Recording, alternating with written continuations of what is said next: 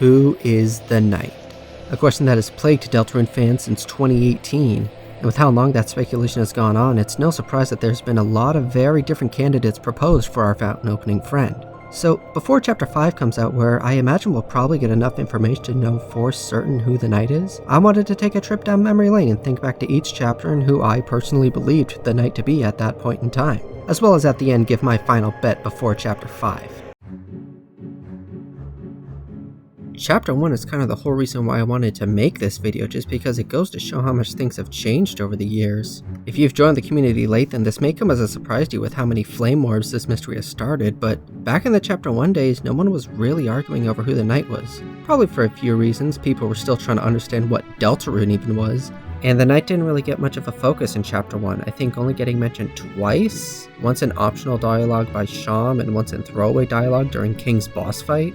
But the main reason nobody was arguing over the Knight's identity was pretty much everyone, including myself, was in agreement that the Knight was so very clearly, obviously, W.D. Gaster. Seriously, Gaster Knight was the most agreed upon conclusion at the time.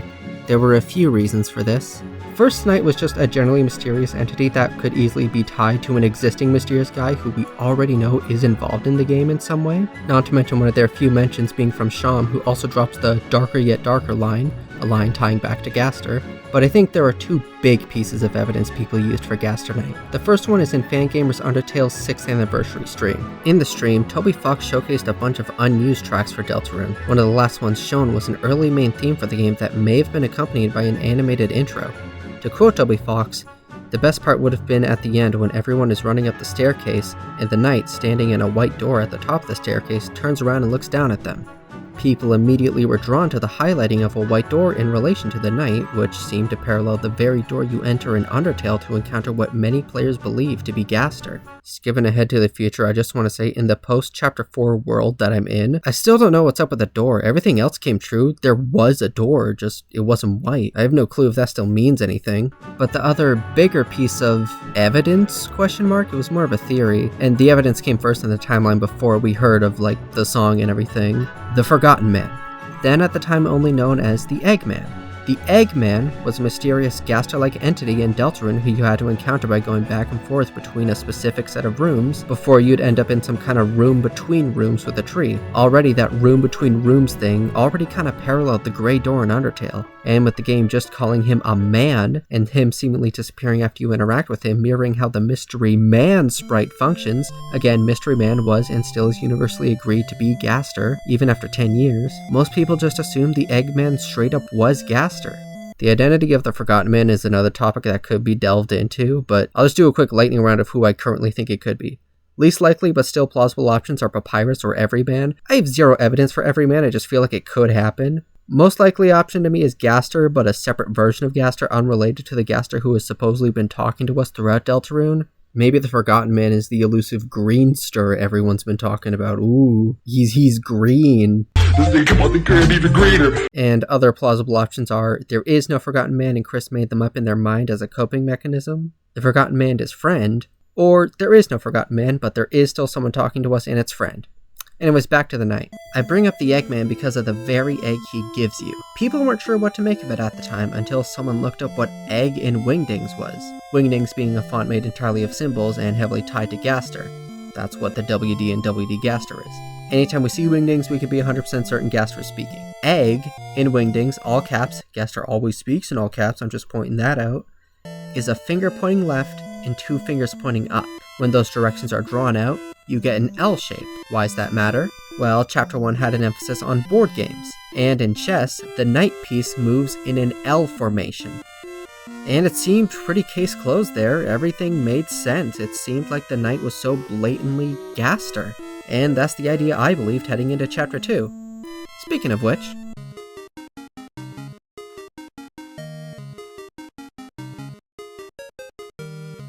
with the release of Chapter 2, a few things changed. First, the Knight got a proper front and center introduction via Queen's speech, which properly outlined for the player what the Knight's role is. They stab their blade into the earth with determination and make the dark fountains that give the darkness form. As for the knight's identity, we learned the knight is most likely a lightener, has a hand with at least 4 fingers, and also it's probably not Noelle, Susie, or Birdley. Susie, Noelle, and Birdley were not names that came up very often in knight speculation anyways.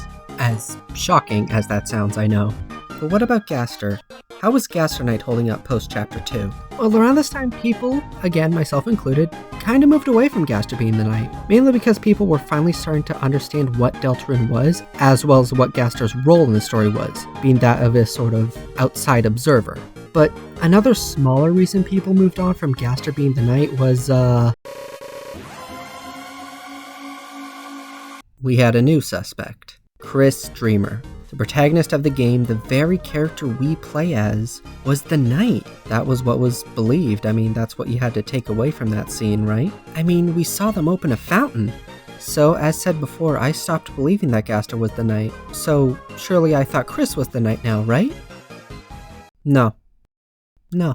I didn't buy it. I thought it was too easy. I maybe entertained it for a moment when it happened, but not for long.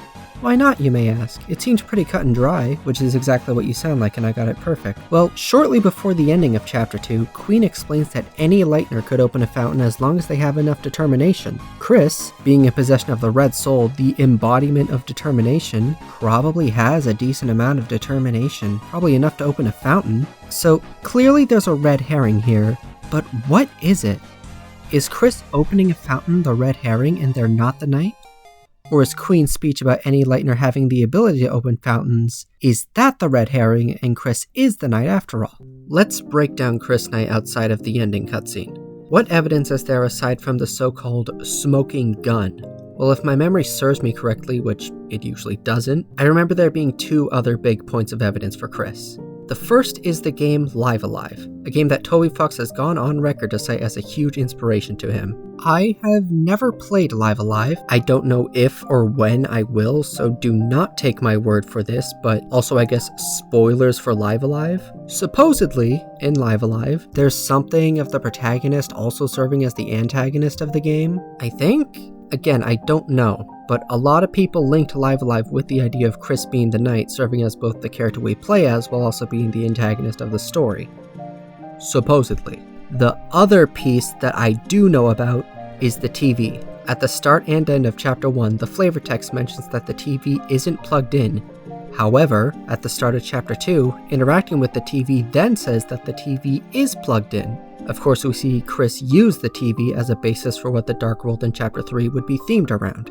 Now, if the TV got plugged in between chapters, the assumption is that Chris already knew they were going to open the Dark Fountain in their living room before Queen explained that they could open a fountain. And if that's the case, then it's reasonable to assume that Chris opened the fountain in the library between chapters 1 and 2 as well. It's a very compelling case, but I still didn't believe it. I think, more accurately, I didn't want to believe it. I found Chris being the knight to be boring, and I found it boring to reveal it this early. But there was some noteworthy counter-evidence. Let's look into that.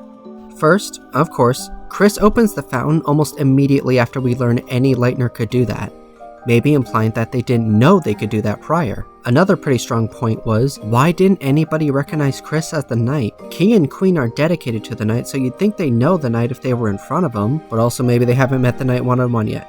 There was a lot for and against Chris being the knight, and as I said, I personally didn't believe it, because I didn't want to. I thought it was boring to reveal that mystery so early on. But I did hear a good counter to that being, maybe it wasn't supposed to be a mystery.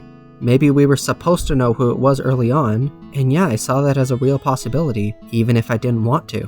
But that begs the question, if I didn't think Chris was the knight, then who did I think it was? Well, around this time, some other candidates emerged. Papyrus became a popular one, the one Undertale character completely missing in action in Deltarune. He was supposedly going to appear in Chapter 2 according to Sans in Chapter 1, but then that didn't happen. So what's happening with him? Because Sans in Chapter 2 makes it seem like we probably won't see Papyrus for a good while.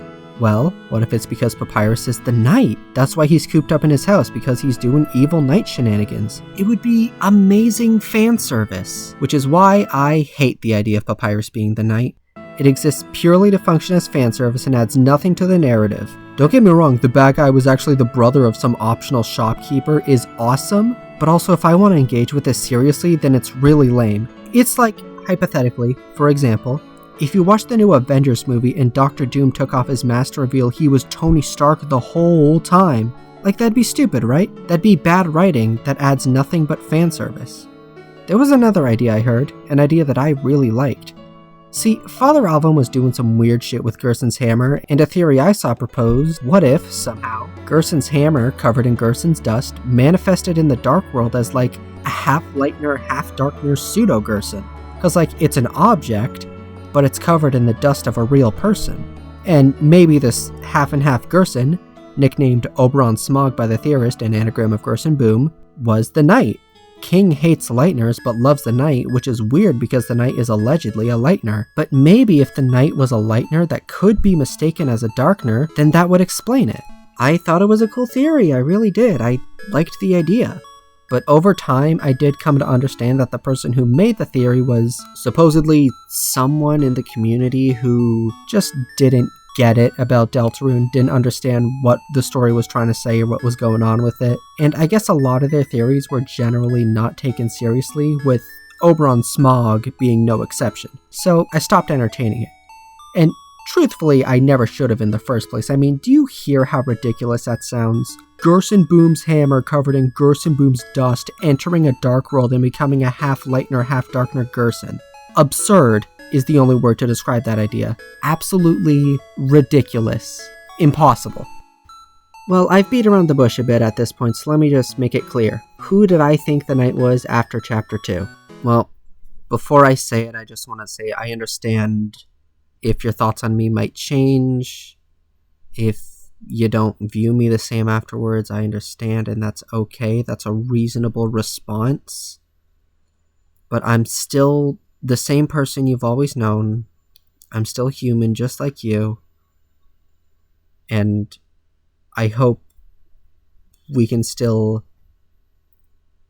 accept each other, even with our differences. With all that said, I was an Alvin Knight truther. I thought the evidence lined up. There's that one line from Spampton where he says, "Speaking of communion, did you know the night before getting cut off, communion is a church thing? I think, I don't know, I never went." Alvin's the priest, also hometown's religion centers around the angel and the angel's heaven, and banishing it is the main thing we're working towards. I thought it made sense, okay? As someone who did not want Chris to be the Knight, the only other bit of evidence seemed to maybe suggest it could be Alvin. So that's who I believed. But it's not who I wanted the Knight to be. There were two other characters that I thought would be really cool if either of them were the Knight. Characters that had little to no evidence outside of it could make sense for the narrative. Those two characters were the Mayor of Hometown and December Holiday.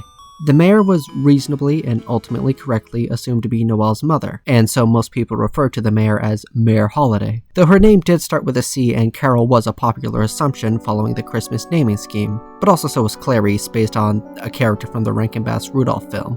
I think a large reason of why I wanted the Knight to be Mayor Holiday was partly because I saw some really cool art of it. It was an idea I hadn't seen prior to seeing the art, but the Knight having these huge intimidating antlers I thought looked really cool. Also, I think by this point the mayor was stated to have a katana, and I thought that being the Knight's weapon would be really cool as well. But from a story perspective, I thought the mayor being the Knight had a lot to say. At this point, I was under the assumption that one of the major themes of Deltarune was escapism, and I thought the mayor being the Knight would have been cool because it'd be important to show that escapism isn't just exclusive to the youth. Also, you know, there'd be some whole thing about trying to find Des or whatever.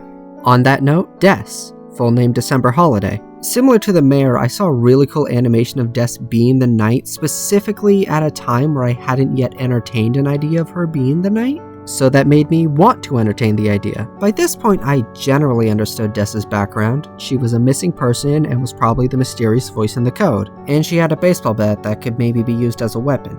Her being missing and maybe being the voice in the code is something you could probably twist into a scenario of her being the Knight, but the main issue was I didn't know a lot about why she would be. Mainly because I don't think I knew much about Des as a character at the time. But I still thought it was a really cool idea. Maybe that could explain the otherwise out-of-place baseballs in Chapter 2. So going into chapter 3, I was ready to accept that Chris was the knight even if I didn't want to, and I wanted the knight to be Mayor, Holiday, or Des. Also Alvin, I guess. I don't know, I stopped believing Alvin when I started entertaining the holidays. For most of its runtime, not too much happened in chapter 3 to point towards the knight's identity. However, at the end of the chapter, right before Tenna's boss fight, he starts explaining his backstory, and he mentions that when the knight appeared, a deal was made that if he kept the fun gang busy, then he could have all the viewers that he wanted. And if you had played the optional sword route up to that point, then you would already know that this was a deal made between Tenna and Chris. The knight showed up, a deal was made, a deal that we know for a fact was made between Tenna and Chris. Chris is almost definitely the knight. Case closed. It wasn't supposed to be a mystery after all. There's only one small thing that maybe could make me consider a world where Chris isn't the knight, and it's... Is that the Grim Reaper?! So, the Roaring Knight appeared. It is blatantly not Chris, or Susie, or Toriel, or Undyne, but not Chris, that's what's important.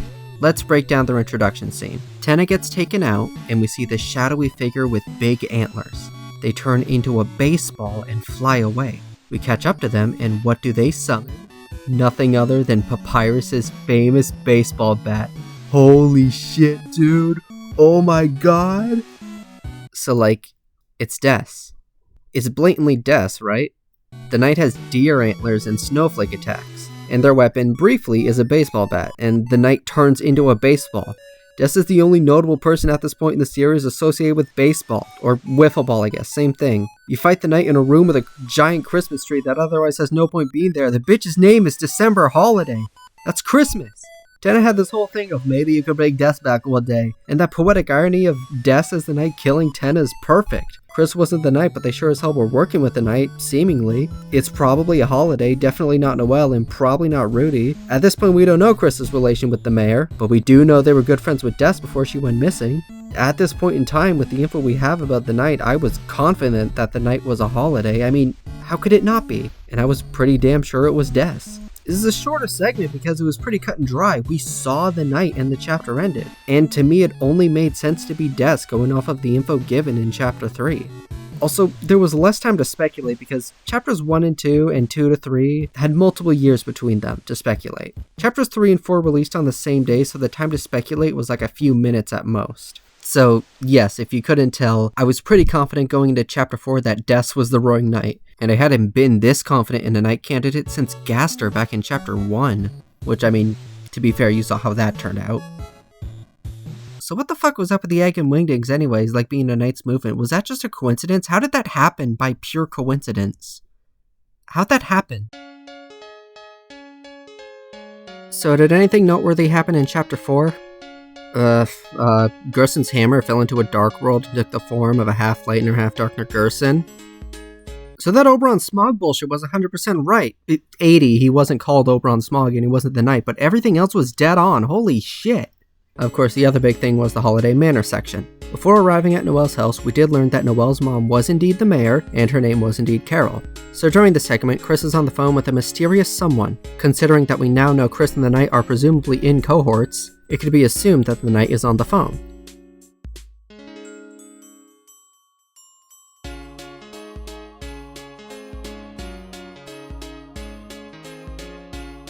At some point the caller says, "I'll be right there," and I actually missed the scene of Asgore in the bathroom during my initial viewing of the 4th chapter. I couldn't afford the game on launch day, so I had to watch someone else play it, and they missed it, is what I mean by that. So when Asgore pulled up into the living room, for like 5 seconds I was like, is it him? My fucking divorced ass fucking chud dad? Well, he's not mine, but you know what I mean. How the fuck did he fit in there? And then he's like, oh, by the way, Carol's outside, she's home earlier than usual. And I was like, oh, okay. Carol shows up, some shit happens, yada yada, we got the whole yo, welcome here every time thing. And that's that. So, Carol. Is she the knight? After her brief period of screen time, a lot of people were convinced. First, she's got some weird behind the scenes thing going on with both Chris and Asgore, presumably separately, but we don't know that for sure. Which, that could line up with Chris seemingly working with the knight. She owns not one, but 2 katanas, one of which is black like the knight's sword. In Carol's bedroom, there's a secret scene where Asgore is viewing a conspiracy board and mentions a beautiful black shard that he's looking at, much like the black shard you get when defeating the knight. And when he's saying this, he's actually standing in front of the black katana. Now, was he holding a black shard that we could not see, or is the black katana itself the black shard? It's unclear at the moment. Also, the big one, the spooky, evil-ass voice on the phone. Speaks with the evil-ass voice filter that gives off very strong I'm the Knight vibes. And then the voice on the phone is revealed to be Carol. Also smaller things like Carol's antlers very closely resembling the Knight's, her beefing with Susie, Alphys in Chapter 2 mentioning how the police are just getting in the mayor's way, then you got the Knight tackling and kidnapping a police officer. There is a very strong case to be made for Carol being the Knight. And I think I'm gonna leave it there because I think now we're at a point where all the pieces are laid out and I gotta take a stand. Currently, going into Chapter 5, where I have a very strong feeling we'll get as close to a definitive answer as possible, if not a direct answer, who do I think is the Roaring Knight? Well, it's clearly one of the Deer characters, and who has been completely MIA this whole time? Yeah, so if it wasn't obvious, I'm confident that the identity of the Roaring Knight is, in fact, Gift Trot. Everyone loves to talk about how weird Papyrus's absence is, but what about the already existing holiday-themed Deer character? You think they'd be present considering how prominent the Holiday family is in this game, right? The answer is crystal fucking clear. But yeah, it's Des. The knight turned into a baseball and has a baseball bat. They turned into a baseball. The knight turned into a baseball. I just have a really hard time seeing a world where Des isn't the knight. I guess I should explain my reasoning for this crazy outlandish theory stance that Des might be the knight. I know they'll fucking get my ass for this one. I know they will. First, I want to go over the other holidays. First up, Noelle. In Chapter 2, we saw her enter a dark world, and she's very clearly not the knight, so that one's pretty cut and dry. Rudy is dying in the hospital, so clearly he does not have time to be going around opening dark fountains. Also, I find it hard to believe that a guy who got no-diffed by a walk to and from church could single-handedly defeat Undyne in hand-to-hand combat. Like the Undyne that bench presses cars and is too determined to die. That Undyne, like that one. Also, at least to me, it's just clear that being the antagonist is not Rudy's role in this story. But now we go into Carol. There's a few small things to mention here, like how the game draws attention to the fact that she keeps everything at home, which, as we see, includes her katanas. So unless she's got a secret third katana wedged in some hammer space somewhere that we don't know, I just don't see how she would be able to open the fountains. Obviously, she could use literally anything else to open the dark fountain, but Wikipedia defines Chekhov's gun as a narrative principle that claims every element of a story is necessary, such as if a gun is introduced in the text, it will be fired later in the story. Or something to that degree. If Carol's using something to open dark worlds, it's probably going to be the katana she's been stated to use multiple times. You know in Madam Web, I've never seen Madam Web, but you know in Madam Web where Madam Web is constantly having evil fucked up visions about the letter S, it's like, oh, the evil S. Oh, no, not S. Fuck. Oh, no, what could it mean? And then at the end of the movie, she's fighting legally distinct evil Spider-Man. Sony had the rights to Spider-Man, but they had to make him legally distinct, I guess. She's fighting evil Spider-Man, evil man, one might call him, and a big Pepsi sign is falling down, and the letters are coming loose, and it's like, oh, there's an S in there. Oh, the evil S. Oh, it's coming loose. And then the evil Spider-Man gets crushed to death by the letter P. That's sort of what Carol not using a katana to open a dark fountain would be like. The other piece is, of course, Carol does not have enough time to get to the church. She kicks Chris and Susie out of her home, you go over to the church, there's a dark world, you go inside, and the knight is right there. Carol would need to be fast as fucking hell to get there before you do. There's just no way for her to make it in time. Just in general, but like especially without causing Noelle to be suspicious. Like your mom kicks your friends out of her house and then immediately bolts after them. Like, I will say, I did watch a Carol Knight analysis / defense whatever video. It was from someone who seemed like violently against the idea of Des being the knight, but that's besides the point. And they did bring up a decent point about how the time might not be too worth looking at, Because in Chapter 3, Undyne takes her sweet-ass time getting to the Dreamer House, but at the same time, I don't know. To me, it's a lot harder to explain how someone got somewhere too quickly opposed to too slow.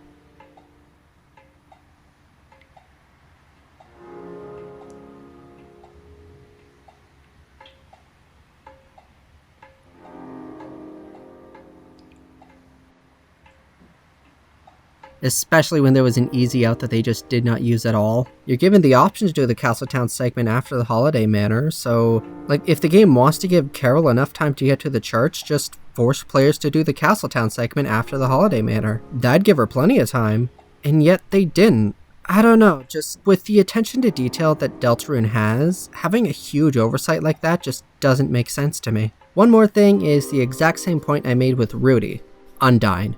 Whoever the knight is has to be someone who can effortlessly subdue Undyne both in the light world and the dark world. Like, it needs to be someone who can drag Undyne all the way to the other side of town with barely a fight to be had. If we believe that Carol is the knight, then Carol would have to be the single strongest character physically in the entire Undertale Deltarune canon.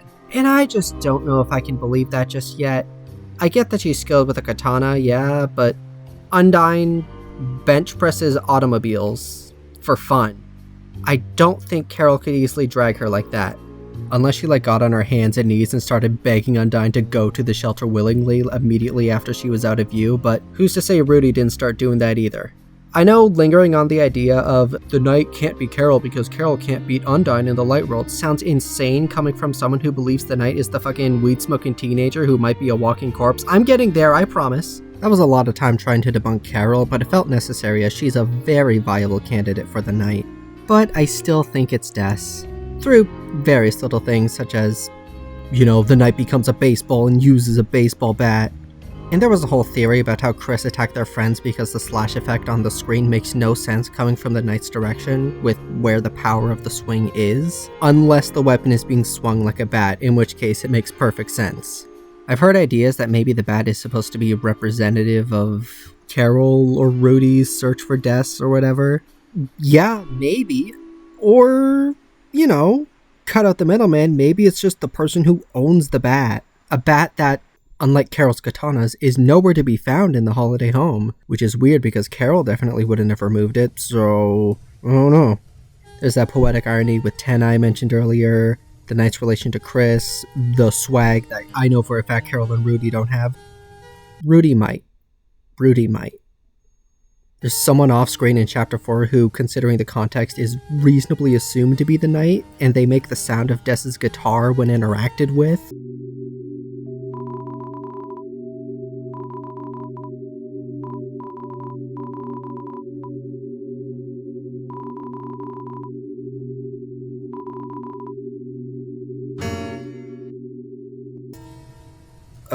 Luigi theory?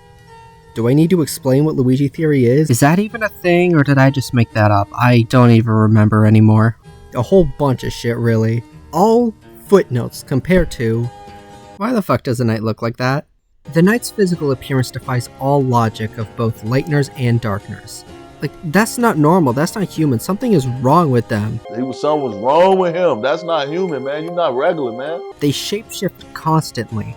Their eye becomes a mouth. They have 3 different faces. Their ribcage rips open. That's not a normal thing. The fucking skeletons haven't even done that. Something's wrong with him. That's not human, man. You're not regular, man. And the knight's body almost has this look of not being fully present. If that's the best way to describe it, maybe there's a better way. But it sort of is glitching in and out of reality, what with that static effect whenever it gets hurt. None of that lines up with any of the Lightner's or abilities we've seen in the Dark World so far. So what does that say about Des?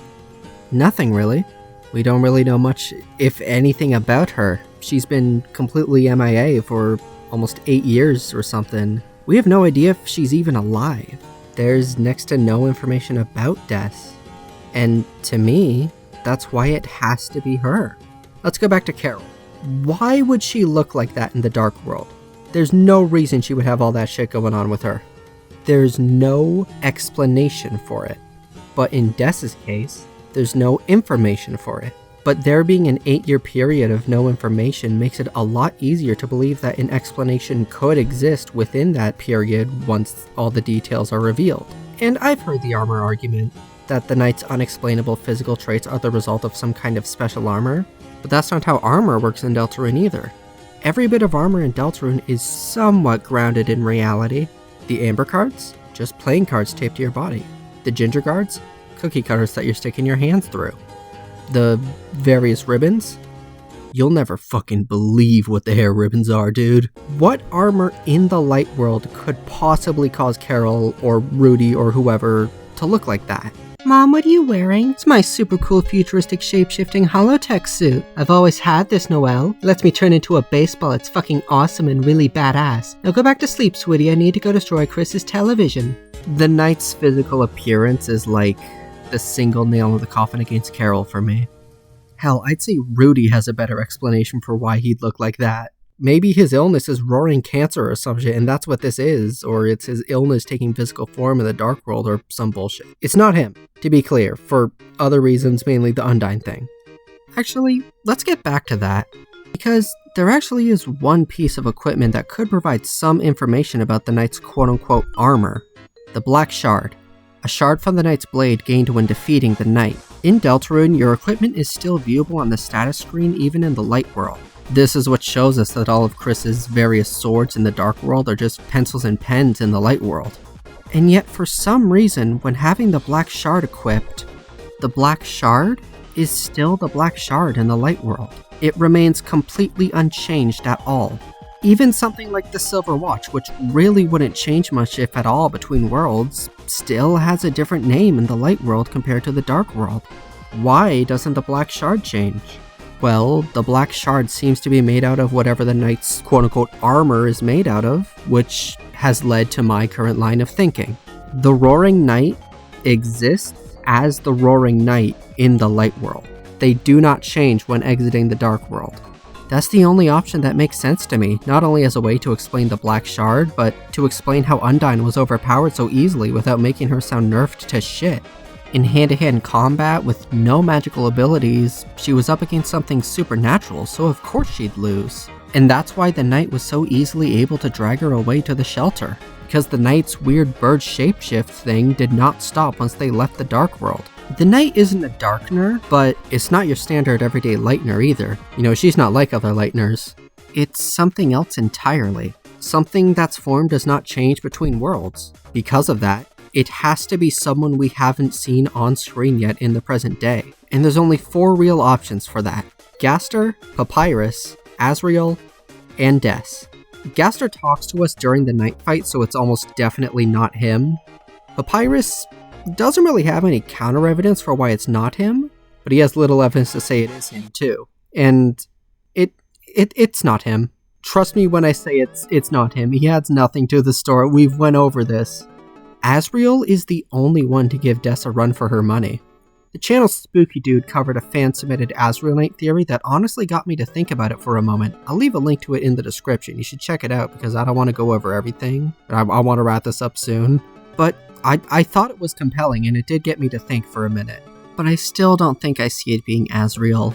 Mainly because, look at the knight.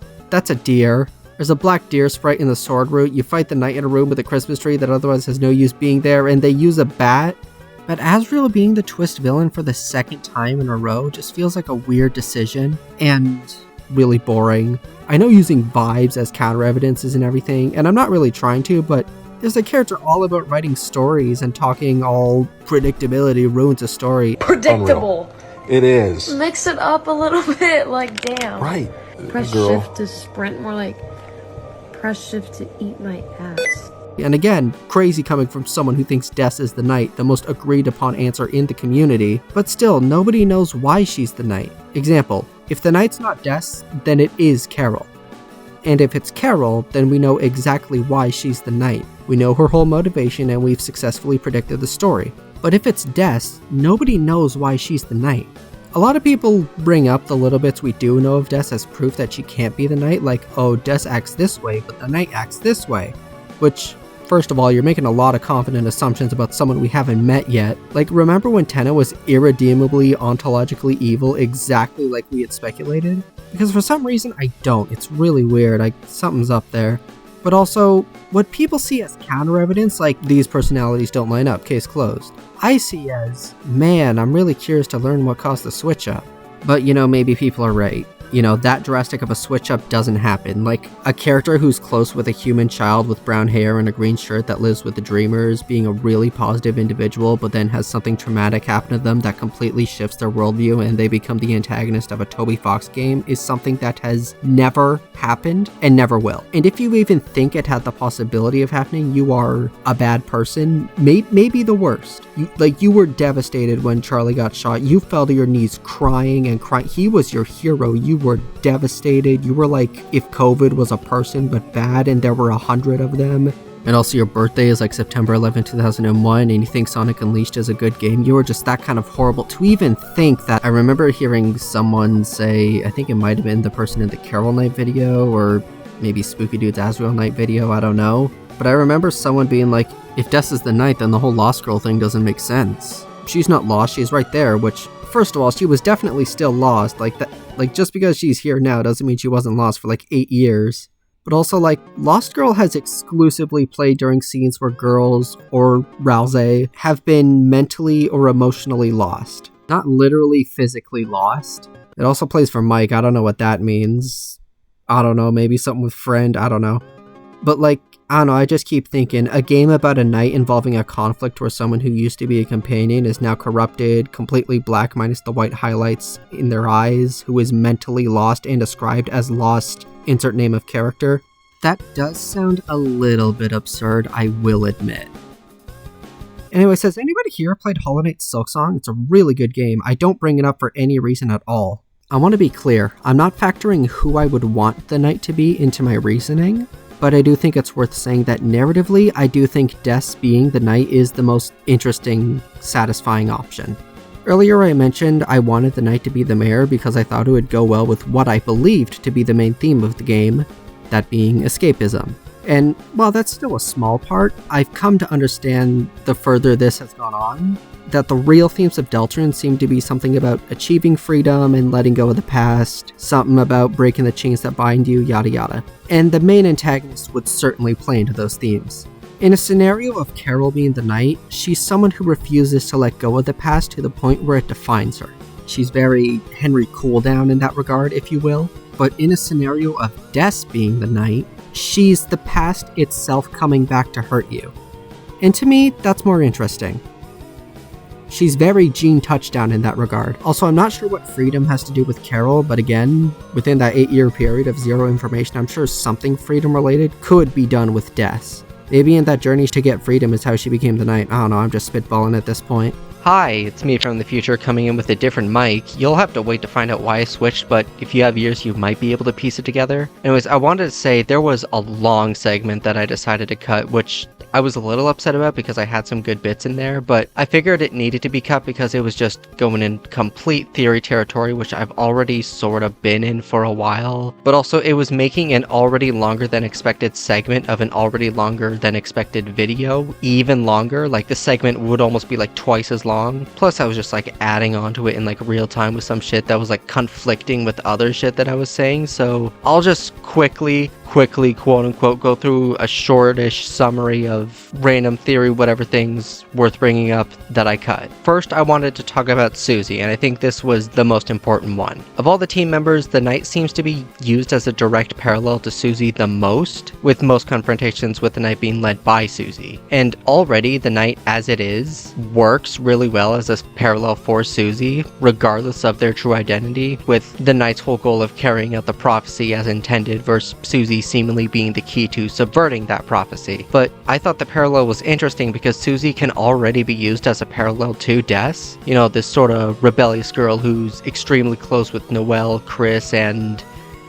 an Asriel-like entity, being this sort of beacon of light for Chris, much like how Chris used to look up to Des. And, there's that whole bit of Susie being the one who finally picks up Des's guitar and starts playing it again after years of it not being used. And there's the whole stuff with Gerson as a teacher to Susie. So Rousey's description of why Gerson formed the way he did in the Dark World screams to me the person who made this Dark World and reanimated Gerson's corpse was someone who Gerson had a huge impact on as a teacher. And since we know Gerson used to be a teacher at Hometown School, first chapter literally takes place in an abandoned classroom that Gerson used to use, and Alvin talks about how he wishes Chris could have had Gerson as a teacher, implying that that was potentially a possibility, meaning Gerson's death probably wasn't super long ago, like maybe only within the last decade or so.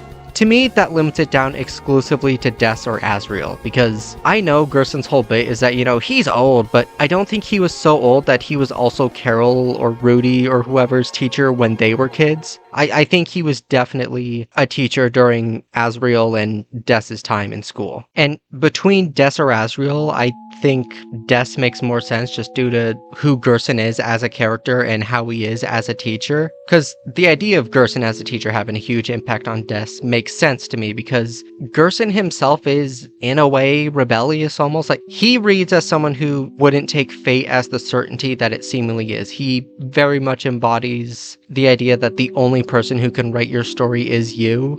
A line that sticks out to me among many others is something about how he likes going the wrong way because you get better ideas there. You see what the issue is? I'm already rambling in the fucking re-recorded short summary of the shit I had to cut. Point is, I think Susie already works really well individually as a parallel to both Des and the Knight, and if those two are one and the same, then that parallel works even better. Next was a small one I wanted to bring up was Des's one confirmed line of dialogue where it's Noelle recounting how she lost a snow angel making competition and Des went out of her way to give Noelle's angel bigger wings to make Noelle the winner. And there was a reading I saw what this could imply about Des as a character, because on paper it's loving big sister helping out little sister, but if you wanted to read deeper, you can read this as Des is someone who would rather pursue the fantasy that makes her happier opposed to the disappointment of reality. She's going against the established rules in favor of what makes her and her sister happier, which is not how rules work. And obviously this reading of choosing fantasy over reality definitely fits well with the Knight's whole deal and all the stuff with the Dark Worlds, but a part of me is like, is this something worth reading into? Like, I don't want to dismiss it because I do think it is an interesting analysis, and I'm pretty sure the person that I first saw make the analysis presented it way better than I am right now, but it's like, is this what, you're maybe supposed to dig into with the dialogue, or is this making a mountain out of a grain of sand, Another thing, I had a bit more to say about the idea going around about Des sort of paralleling Kara in Undertale, but I'll admit I'm not fully well versed on the subject, and the main reason I'm skipping past it is, at least from my brief readings of it, the parallel only really works in a proof Des is the Knight scenario where you were already convinced Des was the Knight prior to trying to find any parallels between Des and Kara, which is not the point of this segment. I'm trying to make my case for believing what I do, not saying if we believe this is true, then this other thing could be true as well. Not to say the other thing isn't true. Again, I do believe Des is the Knight, and I don't remember it, but I've probably made that kind of conclusion at some point in this video already. But whatever the reading could add to this conversation isn't the point of what I'm trying to say. And going off of that last thing, which kind of had the same issues as the last thing, plus it was just me regurgitating something I had read, was a reading of Death Knight I saw by Wandy Doodles on Twitter, which I will still leave in the description because I think it's really good and I feel like it's probably really close, at least in the ballpark of what the story might be getting at, and I'm doing it a huge disservice.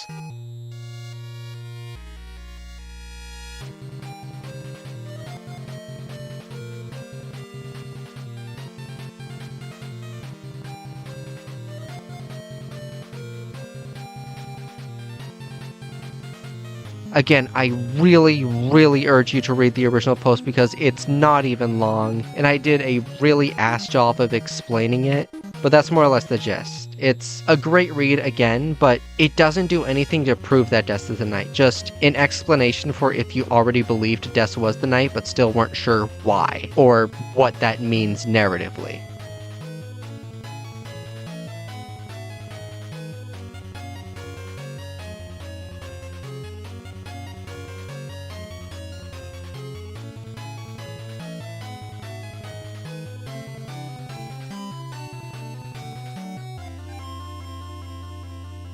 But yeah, that's more or less what the longer segment was about. I believe after this, we are going into the last segment of the video, so before that, I just want to relay all the evidence really quickly. It won't be too long, just because we've been in Theory Zone for a while, so I want to make it clear that all my reasons for believing Des is the knight are purely based on in-game evidence. And, you know, I have 4 legs to support the argument already. The theory stuff is just adding additional legs for support to the legs that I already have. So let me just recap. Why do I think Des is the knight? The fucking baseball bat, dude. The smoking gun. I know people like to bring up Azrael's scrapped bat from Undertale, but that was scrapped. That's not in the game. Des is the only one in game to be depicted with a bat of some kind.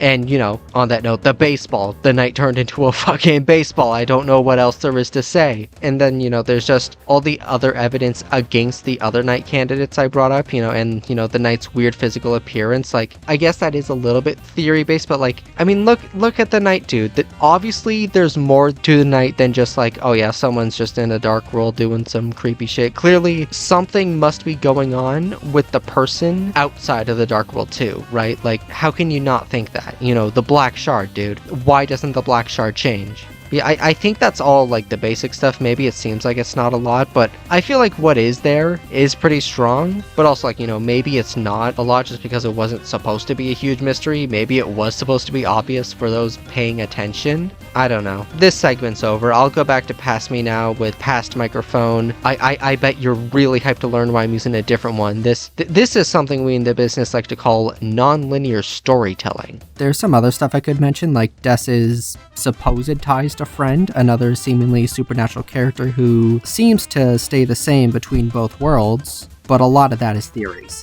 One last thing that I do think is worth mentioning is that Des seemingly did not exist in 2017, just a year before Chapter 1 dropped. In early preview dialogue for the eventually scrapped Undertale Alarm Clock app, Asgore talks about Rudy and mentions Rudy's daughter, singular, not plural. And since Noelle exists in the original Deltarune concept art, we know she's the daughter being talked about. So, if Des didn't exist only a year before the first chapter dropped, then how can she be the main antagonist of the story that's been years in the making? And truthfully, I don't know. I don't have an answer. It is the one singular thing that does stump me. But even so, without even mentioning the knight's very minuscule role in the first chapter, Des is still the core of this story. Her disappearance is the inciting incident. She is the thing Chris, Carol, etc. is working towards. Whoever the knight is, they are the knight because of Des. So even if she was a late addition, clearly that did not affect her importance in the story that much. Plus, that's also acting like other things haven't been changed last minute. For example, the shadow crystals. They seem pretty important and are directly tied to the knight, but they weren't even in the game until Chapter 2. So the story's been expanded upon even after the game's already come out. And all of this is assuming that Des just didn't exist anyways, but she wasn't a holiday originally. She probably would have had a different name, to be fair. But yeah, I don't really have a response to the idea that Des might have been a late addition, other than I think the evidence we have in-game vastly outweighs the counter-evidence that might exist outside of the game. But I've been rambling on for long enough now. I'm using a different microphone because my fucking... I'm just using the microphone on my headphones because the one I've been using just completely gave out on me at the end. But yeah, I'm hoping Chapter 5 can give me some kind of conclusive evidence, if not a direct answer, and end my suffering, and just end this war of who this fictional deer is. I've seen men kill each other over this. Relationships have been stained over this. And to be clear, I'm not trying to convince anyone of anything. I'm just here to explain my reasoning for believing what I believe, even if it doesn't convince you. And if I'm wrong, then I'll only kill myself a little bit for looking stupid. You can tell me who you think the knight is, and why if you don't think it's Des. I'm gonna close my eyes and plug my ears and go la la la la la, but I still appreciate the comment nonetheless. This is a side note, but using this crappier mic for some reason to me almost sounds like it might be better. So I'm kind of sort of maybe regretting not using this mic originally. compared to the problems I had with the other one. I don't know. Maybe I'll go back and refix some stuff using this mic. That's all I got. Anyways, good night. Wait, night!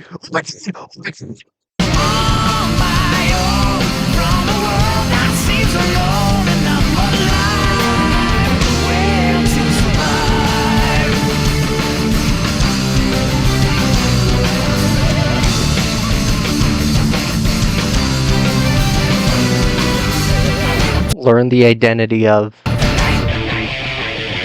Learn the identity of. Learn the identity of.